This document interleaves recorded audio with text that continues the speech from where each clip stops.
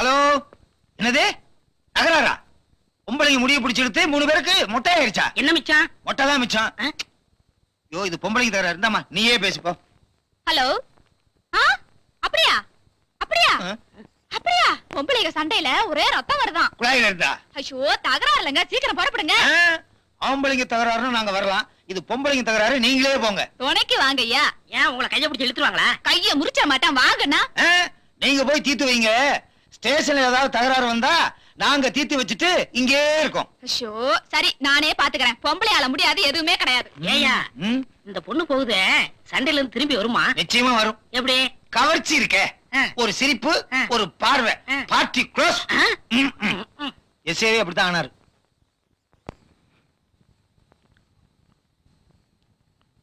என்னடா நானும் வந்ததுல இருந்து பாத்துட்டு இருக்கேன், ஒரு மாதிரியாவே நிக்கிறேன்.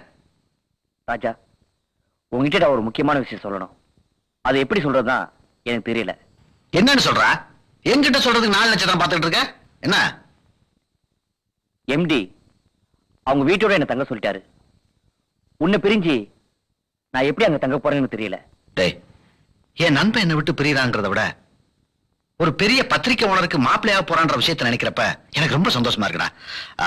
நானும் உன்ன மாதிரி தான் ஒரு விஷயத்த உங்ககிட்ட எப்படி சொல்றதுன்னு முழிச்சுக்கிட்டு இருக்கேன். டேய், என்ன சொல்ற? டேய், மஞ்சுவை நான் மேரேஜ் பண்ணிக்கலாம்னு நினைக்கிறேன்.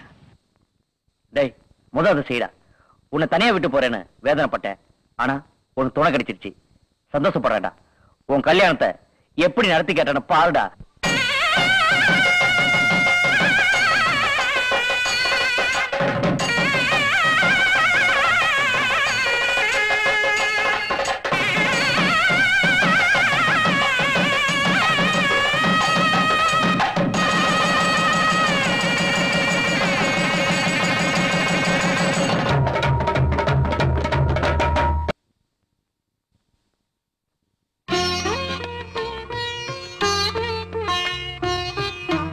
ஆமா, என்னது ரொம்ப தான் வைக்கப்படுறிய? ஏய், உட்காரு. என்னங்க, என்ன உங்களுக்கு பிடிச்சிருக்கா? ஆமா, என்ன இன்னைக்கு இவ்வளவு மாற்றம்? மரியாதை கிலோ கணக்குல கூடுது. எல்லாம் இந்த மஞ்சக்கயிறோட மகிமை தாங்க. பொறுப்புள்ள குடும்பத்தை நடத்துற கடமை நமக்கு இருக்குங்க. இந்த வாயாடிகிட்ட எப்படி குப்பை கொட்ட போறோமோன்னு நினைச்சேன். நான் பாக்கியசாலி.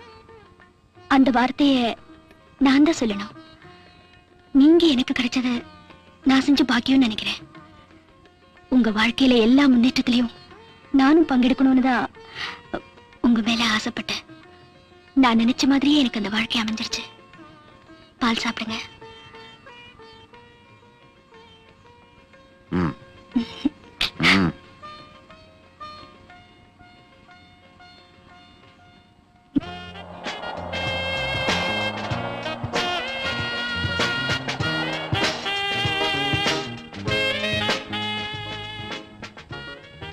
என்னது, முதலாளி எனக்கு இவ்வளவு நேரம் தூங்கிட்டு இருக்காரு? என்ன முதலாளி, டைம் ஆச்சு, எந்திரிங்க.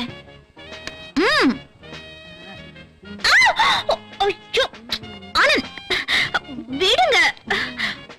விட போறீங்களா இல்லையா? சரி, குடுக்குறேன், கையெடுங்க. என்ன விளையாடுறீங்களா? எல்லாம் மேரேஜுக்கு அப்புறம் தான். மேரேஜா? அது எப்ப? எக்ஸாம் முடிஞ்சதுக்கு அப்புறம் தான். அப்ப எக்ஸாம் எப்ப? இன்னும் 2 மாசம் இருக்கு. இழிஞ்சது போ. அது வரைக்கும் எந்த மடையனும் பொறுத்துக்க மாட்டான். நம்மளால முடியாதுமா. அப்ப என்னதான் பண்ணணுங்கிறீங்க? சரிதா, கொஞ்சம் விட்ட காரியமே கேட்டுடும் போல இருக்கு. சீக்கிரம் காஃபி குடிச்சிட்டு நல்ல பிள்ளையாட்டம் குளிச்சிட்டு டிஃபன் சாப்பிட வர்றீங்களா? நான் டைனிங் டேபிள்ல உங்களுக்காக வெயிட் பண்ணிட்டு இருப்பேனா? எப்படி? எஜமா, எஜமா, தலைக்கு மேல வெள்ளம் வந்துருச்சுங்க. செம்பரம்பாக்கம் ஏறி உடைஞ்சிருச்சா? அது பரவாயில்லைங்க எஜமா, போலீஸ் டிபார்ட்மெண்ட்டே தலைகீழா மாத்திட்டாங்களே. உண்மையாவா? ஆமா, எப்ப நம்மள ரைட் பண்ணுவாங்கன்னு சொல்ல முடியாதுங்க. அப்போடா பைத்தியக்காரா, பெய்டு பண்ற எவரையும் ரைடு பண்ண மாட்டாங்கடா. எதுக்கு நாம கொஞ்சம் ஜாக்கிரதாவே இருக்கணும் எஜமா. நம்ம பேட்ட பசங்க துட்டுக்கு ஆசைப்பட்டு நம்மள காட்டி கொடுத்தாலும் கொடுத்துருவானுங்க. ஆமா ஆமா, நம்ம பங்காளிங்க உடம்புல ஊறி போன சமாச்சாரம் தானே. எதுக்கும் ஜாக்கிரதையாவே இருப்போம். மொட்டை, உனக்கு காலமுக்கு வந்துடல, ஆழமுக்கு வந்துடல. ஏயா, லாக்கப்பெல்லாம் ஒரே ரெஸ்ட்ல கிடக்குதே, ₹1 கூட மாட்ட மாட்டேங்கிறானே. அது நாட்டுல பூரா பயனும் திருடனாதான் தெரியறான், மாட்டிக்குவான். அமாவாசை வருது, அன்னைக்கு எவனாவது மாட்டாமலா போடுவான். மாட்டினா தப்பிச்சோம், இல்லைன்னா நாம 2 பேரும் உள்ள போய் உட்கார வேண்டியதுதான். ஏன்னா மேலெடுத்து உத்தரவு அப்படி. ஐசி என்ன ஆச்சு உனக்கு? ஐஜின்னு சொன்னியே. புண்ணாக்குன்னு சொன்னேன். ஐஜி நான் சொன்னேன், ஐசின்னு சொன்னையா?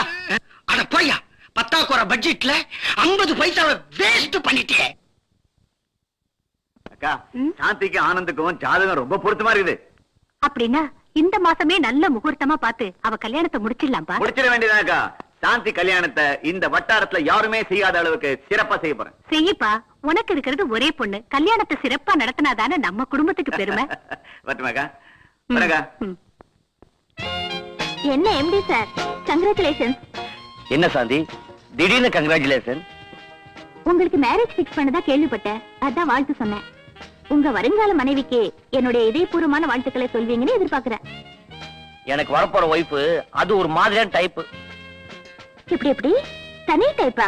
அப்படின்னா அவகிட்ட யாரோ ஒரு பொண்ணு வாழ்த்து சொன்னான்னு போய் சொன்னேன்னா என்ன நடக்கு தெரியுமா? என்ன நடக்கும்? 3வது உழவு பறைய நடக்கும். அந்த அளவுக்கு பொண்டாட்டிக்கிட்ட பயமா? பயமாவா? என்னங்க இவ்வளவு சாதாரணமா கேட்டீங்க?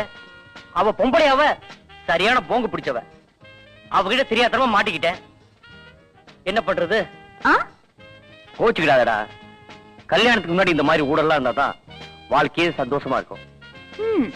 தினமும் கல்யாணம் கல்யாணம் என் உயிரை எடுத்தீங்க, இப்ப கல்யாணம் பிக்ஸ் பண்ணியாச்சு, என்ன பண்ண போறீங்கன்னு பாக்குறேன். என்னங்க, உங்ககிட்ட நிறைய பேசணும், சாப்பிடாம உங்களுக்காக வெயிட் பண்ணிட்டு இருப்பேன். என்ன வரீங்களா? ஓகே.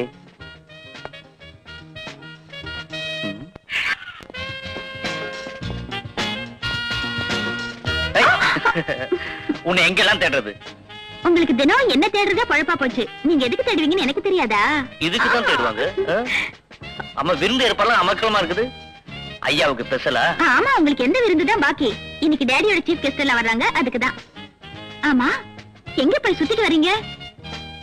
ரொம்ப அவசரம், கொஞ்சம் பொறுத்துக்கிட்டதா என்னவா? என்ன பொறுத்துக்கிறதா? அத்தை பாத்துட்டு போறாங்க. விடுங்கண்ணா. உண்மையை சொல்லுங்கடா. ஐயோ, என்ன காட்டி கொடுக்க மறக்கிற உங்களுக்கெல்லாம் கருணையை காட்டக்கூடாது. எங்களை அடிச்சு கொண்டாலும் சரி, உண்மை இதுதான். நாங்க தான் காய்ச்சினோம். உண்மையை வரவழைக்கிறேன் சார். நாம சாராய பானையைத்தானே உடைச்சோம், இவனுங்க சட்டத்தையே உடைச்சிருவானுங்க சார். இப்படி எல்லாம் கேட்டா உண்மையை சொல்ல மாட்டாங்க சார். நல்ல குளிர்ற ஐஸ் கட்டில ஒரு 1/2 மணி நேரம் ட்ரெஸ்ஸே இல்லாம படுக்க வச்சாதான் உண்மையை சொல்லுவானுங்க சார். இவனுங்க நம்ம லட்டிக்கும் பயப்பட மாட்டானுங்க, ஐஸ் கட்டிக்கும் பயப்பட மாட்டானுங்க. அத்தனை பேரையும் மொத்தமா எரியிற தீயில தள்ள சார். இவங்களை சித்திரவதை பண்ணக்கூடாதுன்னு பாக்குறேன். அப்படி இவங்க சொல்லலைன்னா லாக்கப்ல வைங்க. Yes sir. ஆஃப்டர் ஆல் கொசுவை கூட ஒழிக்க முடியாத இவனுங்க